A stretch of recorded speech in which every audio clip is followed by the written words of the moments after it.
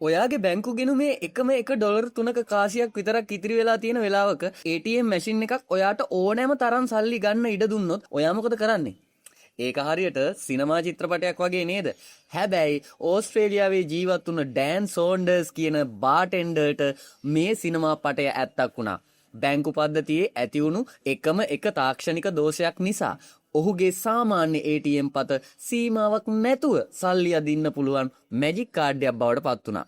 දැන් තමන්ගේ යාළුවෙක් එක්ක ප්‍රයිවට් ජෙට් වල සංචාරය කළා. සුපිරි හෝටල් කාමර මිල අධික පාටි විතරක් නෙමෙයි. තමන්ගේ යාළුවන්ගේ විශ්වවිද්‍යාල ගාස්තු පවා ඔහු ගෙවලා දැම්මේ ලෝකේ ලොකුම සල්ලිකාරයා වගේ. නමුත් මේ සිනහව පිටුපස විශාල බියක් සැඟවී තිබුණා. තමන් කරන්නේ වැරැද්දක් කියන පසුතැවීම දරා ගන්න බැරි වුණු තැන ඩෑන් විසින්ම පොලිසියට සහ බැංකුවට මේ බව දැනුම් දුන්නා. පුදුමයකට මෙන් ඔවුන් මුලින් එය විශ්වාස කළේ නැහැ.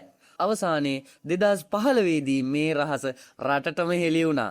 ඒ විතරක් නෙමෙයි ඩෑන්ට වසරක සිරදඬුවමක් විඳීමට සිදු වුණා. එක රැයකින් ජීවිතයේ උඩු යටිකුරු කළ චිත්‍රපටියක් වැනි මේ අපූර්ව සත්‍ය කතාව ගැන ඔයාගේ අදහස මොකද්ද?